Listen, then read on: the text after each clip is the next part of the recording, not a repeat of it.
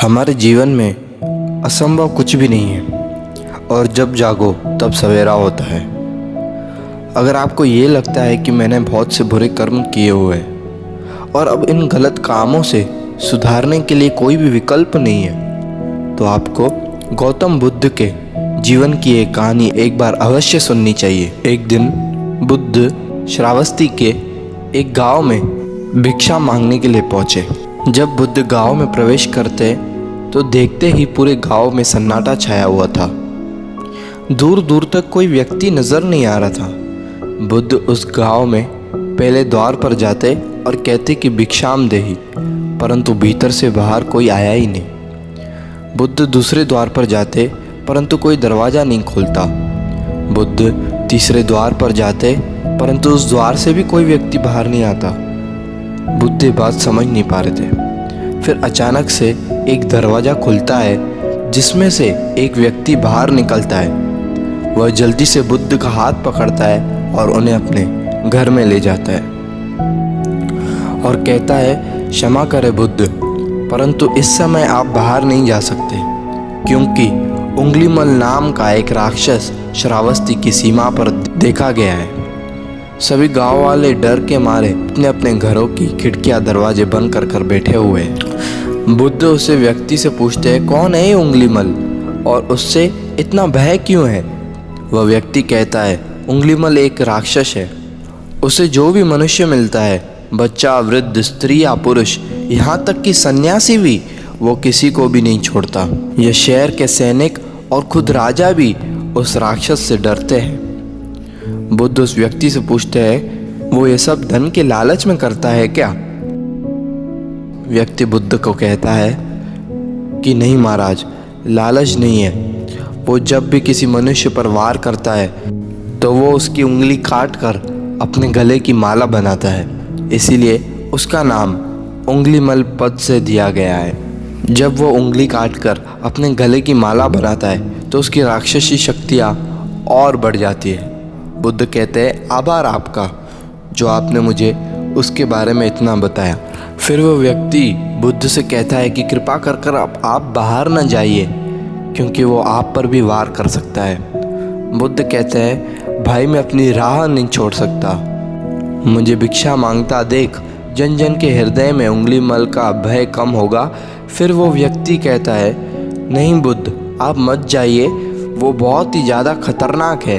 बुद्ध कहते हैं, वो खतरनाक नहीं बल्कि दुखी है और मुझे उसके पास जाना होगा क्योंकि उसे मेरी आवश्यकता है। बुद्ध उस व्यक्ति के पास से चले जाते हैं और कुछ दूर चलने के बाद बुद्ध वन में प्रवेश करते हैं। वन में चारों ओर एक सन्नाटा छाया होता है। दूर दूर तक ना तो कोई मनुष्य और ना ही कोई पशु पक्षी दिखाई देता है, परंतु बुद्ध अपने मार्ग में आगे बढ़ते रहते।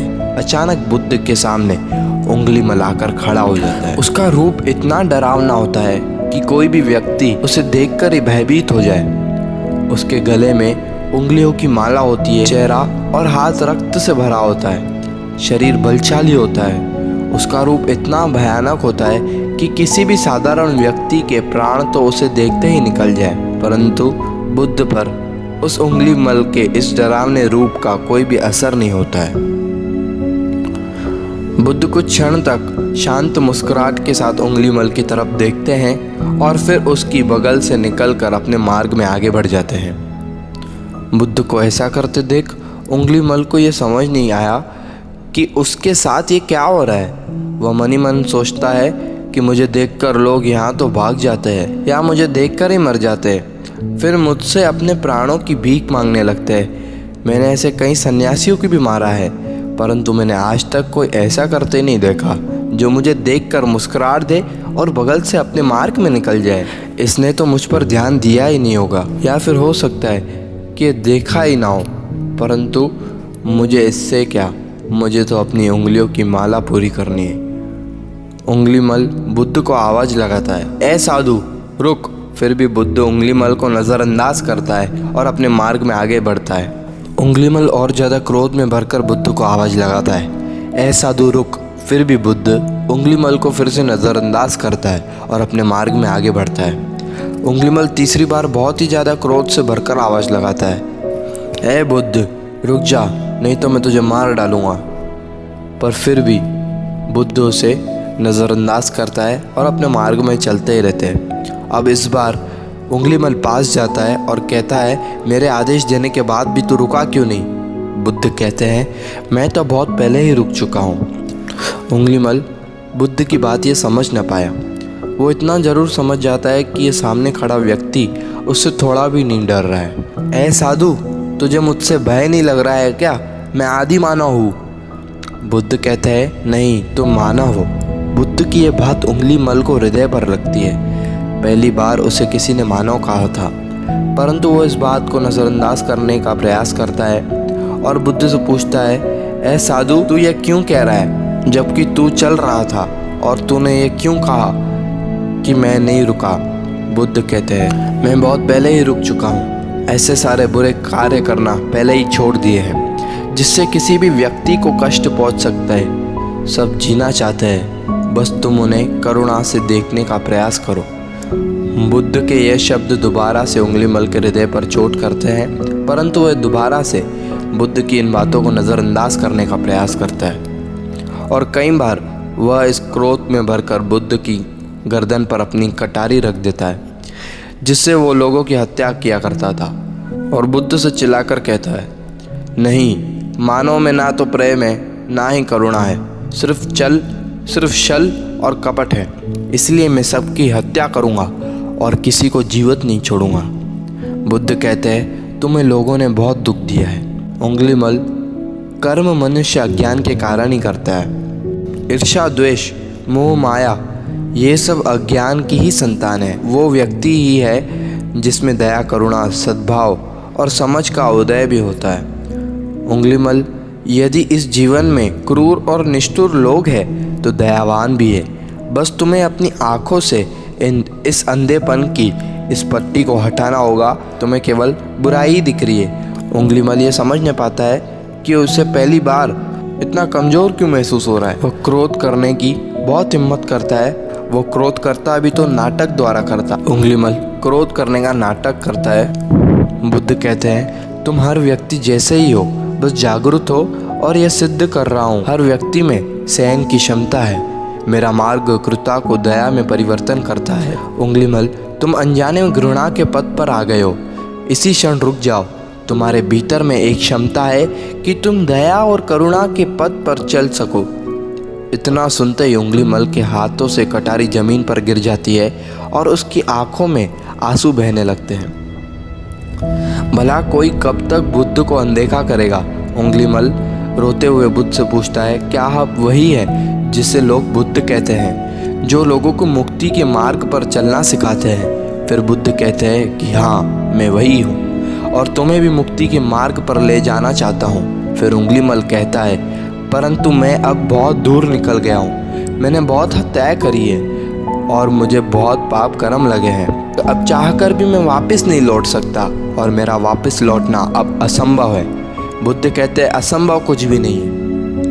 जब जागो तभी सवेरा। उंगलीमल कहता है, मैं अब उस जीवन की ओर नहीं मुड़ सकता, बहुत देर हो चुकी है।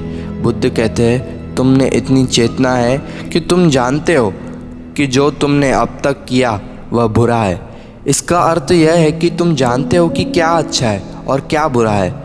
उंगलीमल, जिस दिन से तुमने अच्छा कार्य करना शुरू कर दिया, उस दिन से तुम्हारा एक नया जीवन शुरू हो जाएगा। फिर उंगलीमल कहता है कि कितने भी अच्छे कार्य क्यों ना कर लूं, परंतु लोग मुझे उसी दृष्टि से देखेंगे जिस दृष्टि से लोग मुझे पहले देखते थे।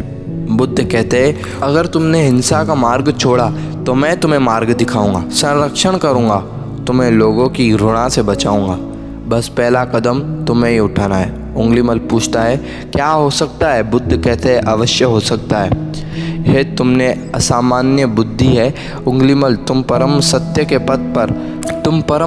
पथ पर बहुत आगे जाओगे। उंगलीमल रोते हुए बुद्ध के चरणों में गिर पड़ता है और कहता है, आपको वचन देता हूँ कि मैं सारे बुरे कर्म करना छोड़ दूंगा और आपके पीछे करुणा के पथ पर चलकर दिखाऊंगा। कृपा कर आप मुझे अपना शिष्य बना लीजिए। बुद्ध कहते हैं, मैं किसी को अपना शिष्य नहीं बनाता, बल्कि व्यक्ति स्वयं मेरे संग से जुड़ता है, उंगलीमल उसी समय बुद्ध का भिक्षु बन जाता है। और बुद्ध का भिक्षु बनने के बाद उसका नाम अहिंसक पद रखा जाता है। फिर बुद्ध ने जैसे उसका नाम रखा था और वो ठीक वैसा ही बन चुका था। अब अहिंसा के पद पर वह चलता और एक अच्छा आदमी बनकर, अच्छा मानव बनकर बुद्ध के साथ ही रहता।